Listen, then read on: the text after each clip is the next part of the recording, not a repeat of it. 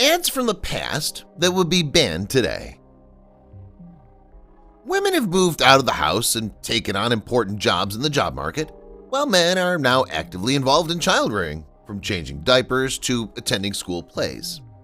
In conjunction with this, advertising has improved dramatically, with marketing and compliance departments assisting businesses in choosing how to best promote their items.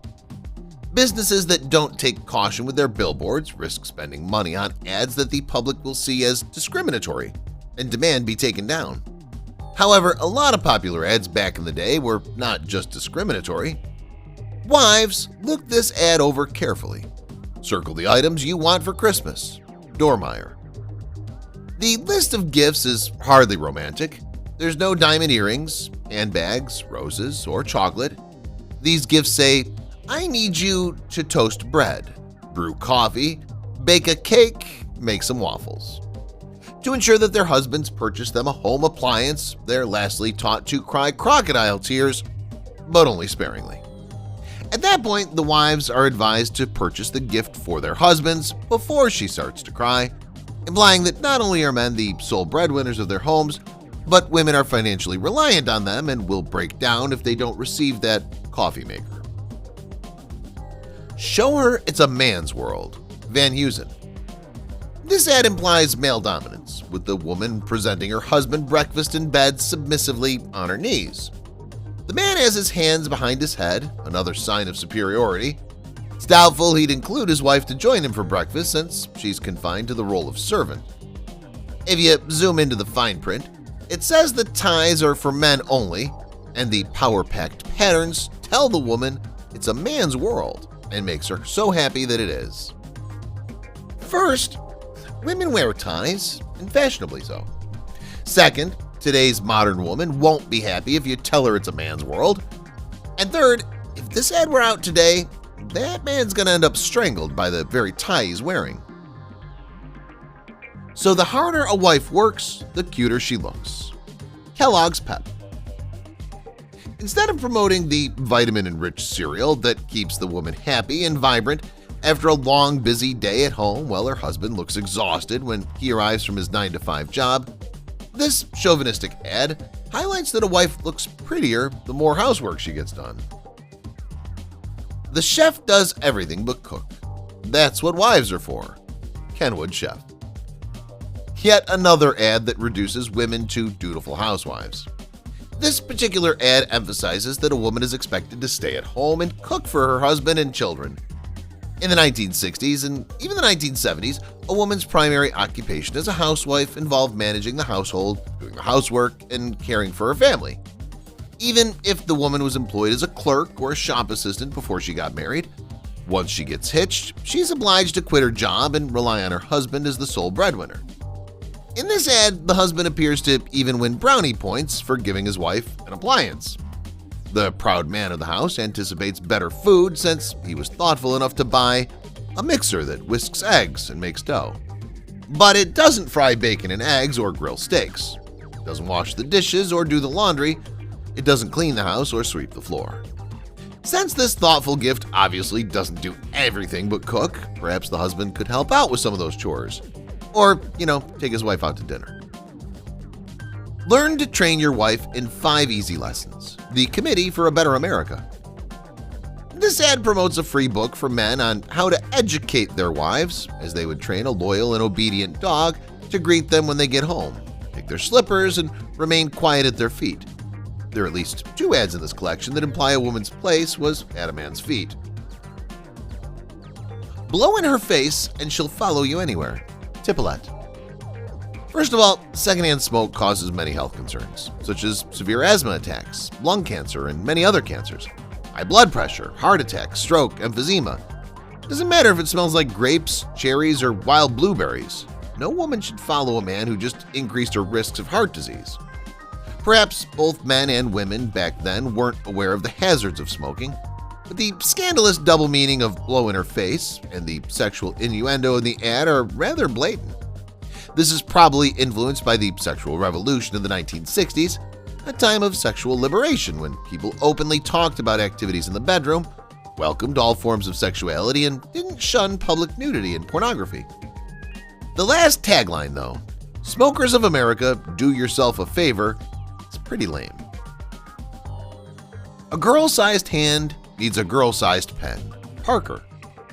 The big bosses of Parker Pen Company were probably giving each other pats on the back, thinking they just created an amazing product with the Compact Jotter, a dainty luxury pen that was supplied with the same amount of ink as their regular pen and can write up to 80,000 words without refilling. Perhaps the new product line was considerate even.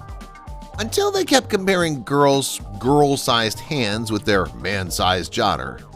They just imply that women are smaller and weaker and should be given a miniature version of a man's pen because they can't handle the standard man-sized jotter. This ad did nothing to promote gender equality. Moreover, it's just a pen. It's already a small thing to begin with. The women had handled bigger and heavier tools when they helped win World War II. Good thing he kept his head, Mr. Legs. But where is his head? All we see is a woman's disembodied head on the floor. Or is that sand?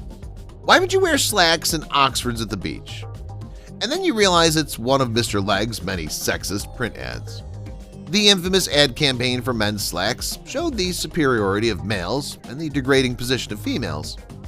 While the goal was probably to show how the man became incredibly irresistible when he wore his first pair of Mr. Legs slacks, she couldn't keep her hands off him. But the emphasized line, "Good thing he kept his head," and the following image made whatever attempt at humor tasteless and offensive.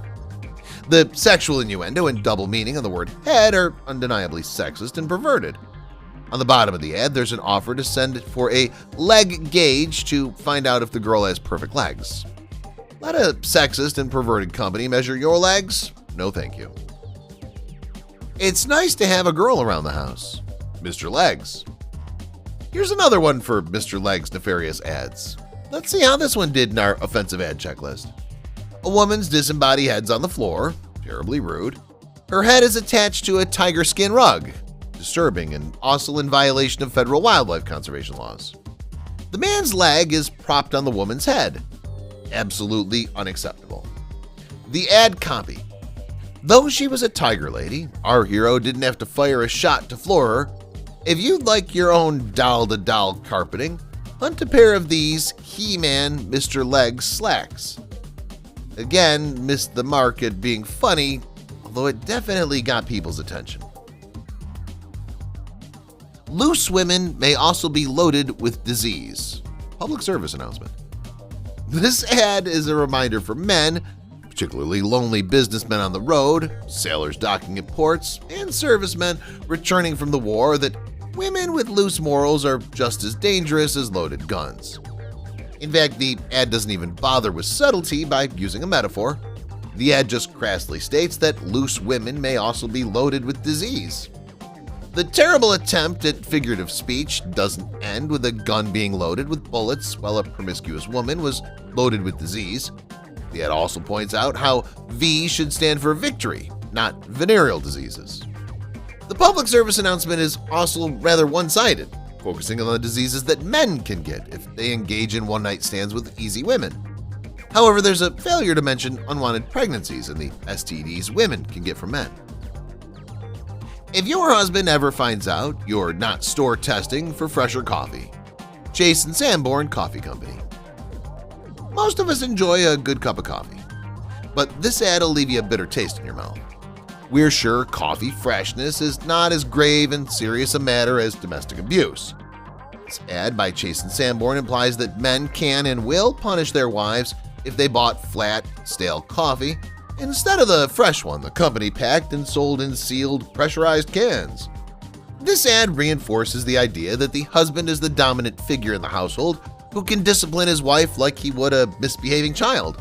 Although excessive corporal punishment is now forbidden, the ad also implies that inflicting injury on the woman you promise to cherish is acceptable whenever she defies your wishes, even if it's just as trivial as a cup of coffee. Violence against women remains a problem, even in modern society, and this ad publicized how it's normal for a husband to hurt and humiliate his spouse. Do you still beat your wife? Coley Sales Company. Here's another ad that promotes domestic violence. Worse than the one by Chase and Sanborn, where the woman looks distressed when her husband was spanking her. This ad by Coley's sales company shows both husband and wife smiling during the punishment, seeming to find pleasure in inflicting and receiving pain. The company said a rollicking, provocative yet educational booklet about the benefits of wife beating, why you should beat your wife, was written by a proud practitioner of the so-called manly art.